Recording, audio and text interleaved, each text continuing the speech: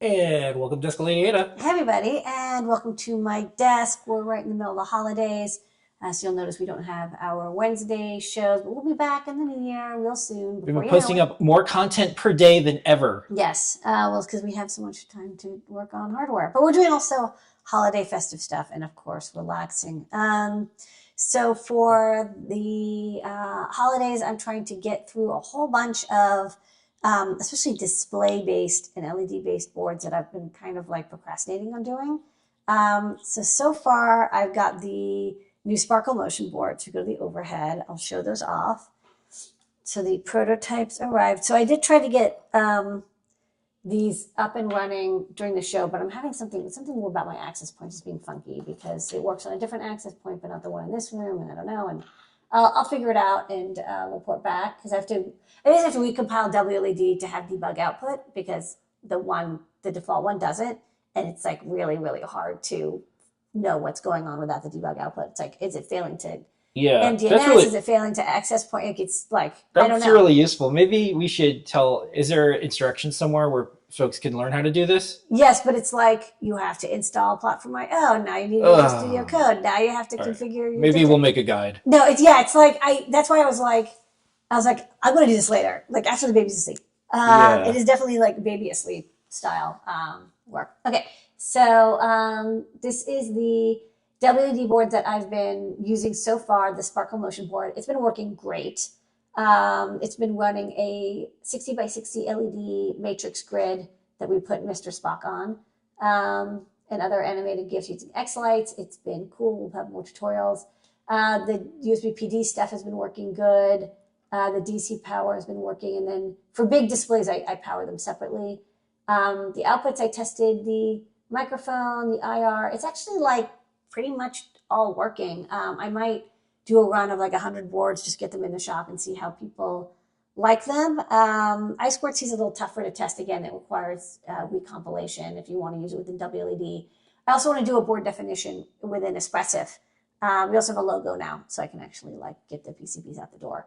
So maybe I'll do like a, Rev A. And then this board is really good, but it's kind of huge. I wanted to make a tiny version.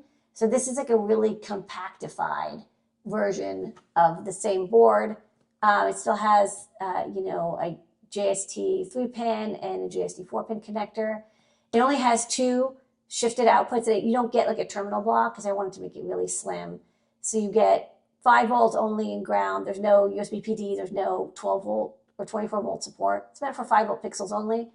You do get some GPIO over here, USB serial converter over here, and on the back is the ESP32 mini module.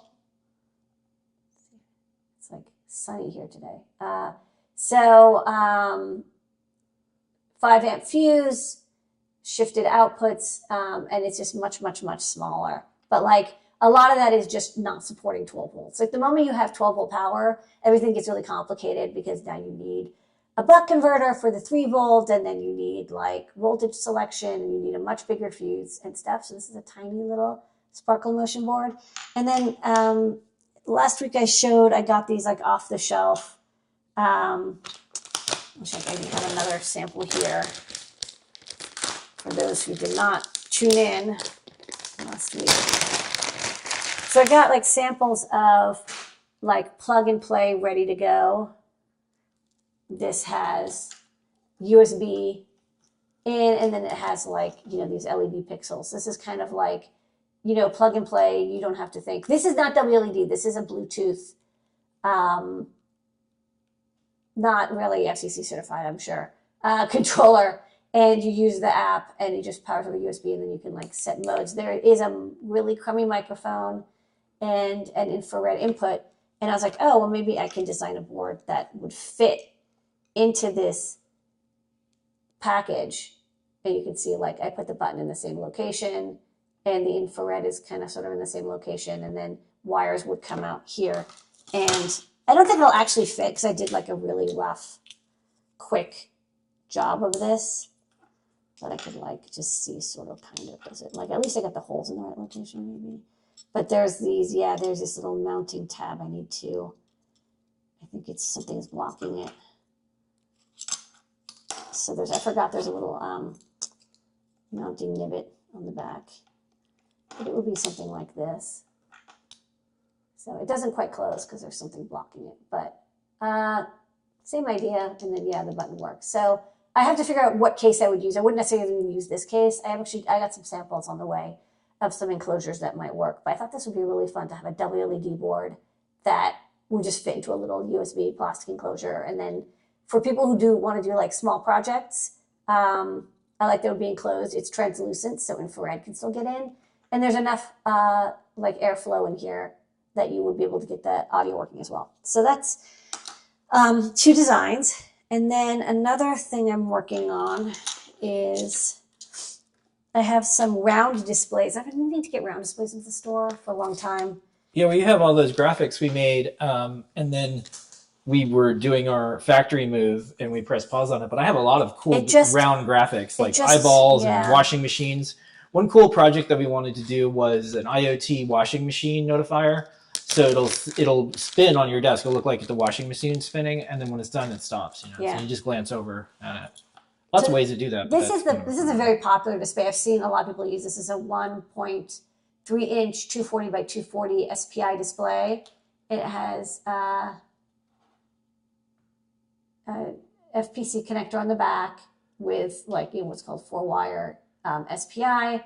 It doesn't have a touch screen, but it's nice and compact. So for this one, let's go to the computer. Open up EvoCAD. So I did this on night number 3. So it'll look like this. There's a lot of pins because I like to expose like all of the GPIO.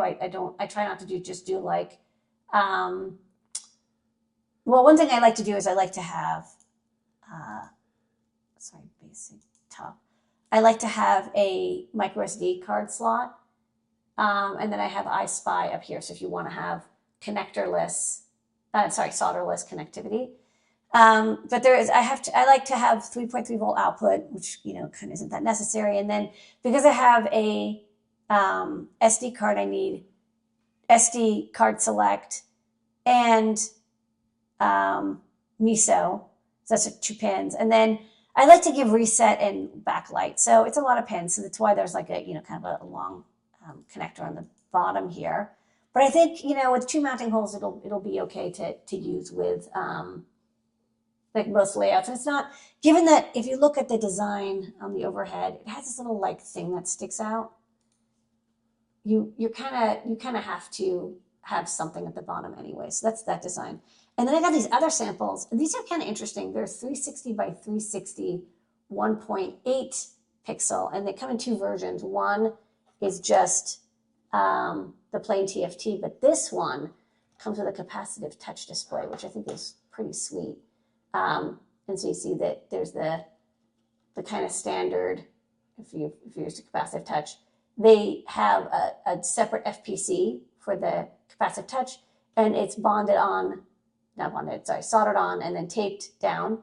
And so the capacitive touch goes through one FPC, so it's like they kind of like piggyback it on. And this one I designed last night, and it took me a couple rounds. But let's go to the computer and I'll show you the layout for this one. This one I went with a different direction. So this one, because the capacitive touch, you need like 3 or 4 extra pins. You need clock, like I2C clock, I2C data, and IRQ. And so I ended up saying, like, instead of having 14 pins, which would be kind of the entire length and really big, I decided to make the PCB round. And then I have a 2 by 7 SMT right angle connector coming out. So you can plug into it with wires if you want to do breadboarding, or you can have an iSpy connector up here. And then this is like this flat piece is the FPC that goes from the back of the display over. And then this is exactly the same size as the TFT. So if there's the capacitive touch, there's like the lip, and then you can mount it easier. But I do like to have things be mountable. So I added these SMT hex nuts onto the back in a square pattern. So if you go to overhead again, I'll show the SMT nuts. So I use these on products all the time. So like, for example, here, they're soldered on down. So like these are, particularly tall. I use them for mechanical placement. And once in a while, I've used them for electrical as well. These are grounded, but what's nice about them is that you don't, they're flush on the other side. And so, the TFT on the back, and then these SMT nuts will stick out and allow you to kind of like back mount it without needing to have any flanged pieces, which I think is kind of cool. And then I'll quickly show what's coming up next, and then we'll go into the great search. So the next one is this tiny little TFT. This one is 128 by 128 square pixels. It's so cute. It's also SPI. It's so tiny. I love how cute it is. And then I've got this. I've had these for like 3 years. I got these in like 22 or something. These are transparent OLEDs. So you can actually sort of see. They're translucent. Like you can see my hands with them. So they glow blue and they have this cool like heads-up display look. So we'll get those are I2C controllable. And then I'm trying to think what else I've got. I've got some tiny square OLEDs. So these are, the other ones were TFT. These are OLEDs. They're 0.66 inches. These were used actually in a TV board, which I'm trying to remember. SparkFun had it. What was the name of that little OLED board? They had that plugged in. Oh, the Kickstarter one? Yeah. Ooh, that's a good question. It was a Kickstarter. I'm never going to remember it. Kickstarter. With an OLED. With an OLED. Kickstarter. Was it a Little Bird product? I think they worked together. And it was called like... Microview. Blammo, 2015 Microview. So 10 years later. But I've been meaning to get some more OLED displays. This one's basically the same display, I think, 0.66. It can do I2C or SPI, but I'll probably just set it up to be I2C. Okay, so those are coming up, and then maybe, I don't know, I'll find some other displays that are kicking around that I've been meaning to get to. Okay, so that's it for what's going on my desk. Let's go to the great search. Where in the world is that part I need? The great search with DigiKey. The Great Search, brought to you by DigiKey and Adafruit. Thanks, DigiKey. Every single week, Ladyada uses her power of engineering to help you, yes, you, find the things you're looking for on digikey.com. Ladyada, what is the Great Search of the week this week? Okay, so let's go to the overhead, because I'll reintroduce it since this is a separate video. I'm making a breakout board, and maybe I'll make some more cool hardware that uses this SPI 1.8 inch 360 by 360 pixel IPS TFT display. This has a capacitive touch display on it, so that's the black ring that's bonded to the back here, and it's got an FPC connector. And what I want to do is, since it's got this really nice capacitive touch, I want it to be mountable without having little flanges. Like I want it to be mountable just from the back. And so what I've decided to do is use SMT nuts. And these are, once I discovered these, I use them all the time. They are like so fun because they're pick and placeable. You can even see the little capped on tape here. That's to pick them up on the pick and place. There's this little tape. And then when you're ready to actually use the board, you just remove the tape, which you can do with your fingernails or with the pliers or with the tweezers. Maybe my nails are not sharp enough. They're flush on the other side. They pick and place right in. And then the solder that you put on the pad through the stencil as an SMT process is strong enough to hold them in place. You see that like fillet? So, and then once you have successfully removed the capped on tape using your fingernail, which I'm doing right now, okay, ding, ding, ding. What you get is a threaded standoff. There you go. This is beautiful threads. And the threads go all the way through. So you can mount actually front or from back. In this case, I'm only going to mount from this side because, again, like if you imagine the TFT is going to be on the back. But they're incredibly strong. And like I said, they're an SMT process. So, you have to pay for the component, but then you don't have to get separate standoffs. You don't have to get You don't have to screw something from this side. They're always in the exact same location. It's kind of like, there's like so many bonuses to using these. And DigiKey stocks them. So I thought, let's go to DigiKey and show which ones you can use. So for the ones I want, by the way, because I have some components on the back of the PCB, I want it to be about like 6 millimeters high. So like this much. But I'll show you that there's a bunch of different varieties. So what's interesting is that there's the name of them. I don't know what they're like called, but they're in the standoffs, the board spacer standoffs location, even though the image here is of like a plastic piece. So this has like every kind of spacer, but I do have some pick and placeable ones. And the way you can tell, the easiest way you can tell and differentiate them is what the packaging is. Because if you're getting through hole components, if you're getting like the bulk components that you hand screw on, those will be coming in a bulk package. Whereas the ones, like this is an example of an SMT standoff, it comes in a tape and reel because it's pick and placeable. So instead of trying to figure out like what they call the type of these, I'm just going to say, look, if it comes in a DigiKey reel, a cut tape, or a tape and reel, that's what I want. So there's not that many. So out of like 22,000, it was like 240 of them were this type. And you see that there's multiple different heights. I would say in the case of hardware, like don't necessarily trust the image. Like it's like, oh, how high is that? It's like, it's a conceptual drawing, right? You should use measurements. But you see that there's a good number of options, including some, like this one's really popular, 1/16. That's just like, just enough to give you some mounting space. So what I want is threaded for sure. So let's get that. And then for thread size, I'm not too picky about the thread size, except I don't want it to be too big. M4 and M5 is way too much. I'm going to go with M3 or less. And number 6, 32 is also too big. But if you have a specific thread, of course, pick that.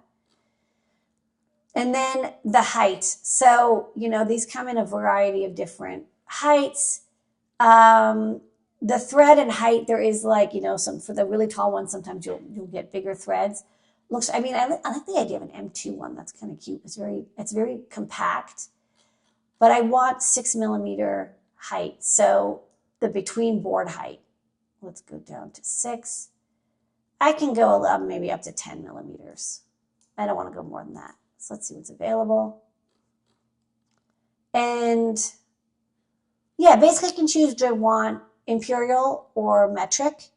In my case, I actually don't really care. I really want to just go with the least expensive version. Oh, this one I don't want. That's interesting. There's an SMT male threaded. That's kind of cool, but I don't want that kind. Anyways, so let's sort by price. They tend to come in like 1,000 piece reels. So let's see. This one is, he's got the wrong image preview, but let's look at the specifications. This is surface mount. This one's a little weird. It doesn't say the thread size. I'm going to go with, there's 2 good options. Oh, I could go with 8 millimeter. This one is 3/8 M3. Okay, if I was going to go with metric, I'd go with this one because this is fine. It says 8 millimeters, but that's including the 1.6 millimeters that goes into the PCB. So, it's 8 millimeters between the PCB. Sorry, so it's 8. Let's see if I have one that's like a little bit less. Again, I really want something that's more like 6 millimeters between board height. Oh, I see. Sorry, I was looking at the wrong thing. So this is 10, 6.3, 6.3. Let's filter them out a little bit more. I don't really want more than 7. Let's check out what's available. And then also, let's look at what's only in stock. This one looks like a good one. Number 440, so it's a standard imperial size. Like I said, there's also metric available, M2.5, M2, but I like this one. It's a good price. Even though it's shown without the pick tape, it comes with pick tape. And you can see there's the little notched part. This part is what goes into the PCB. And then you can see the threads go through all the way, so you can screw from either side. As long as you have enough paste, this will, this will be like bonded mechanically. And then at quantity, you're paying, basically 30 cents a piece. So just like work that into your math. For me, it's worth it because the physical labor is a lot less. I don't have to try to figure out how to install the nut from the other side. I don't have to include any individual hardware bits with the board either. It kind of comes all assembled, ready to go. So I'm going to go with this, the 4883, 1/4 inch long, 440 Imperial steel standoff from Keystone. And that is a great search. Where in the world is that part I need? The great search with DigiKey. All right, join us for multiple days of light and hope and joy and sharing and building and making. You'll see it. And TFTs. You'll see it on all the places we publish, which is now everywhere. We'll see what we're going to do during the week, and we have some special surprises planned for some end of year and beginning of year stuff. Thank you so much for joining us on this Sunday. See y'all later. Good to see you guys.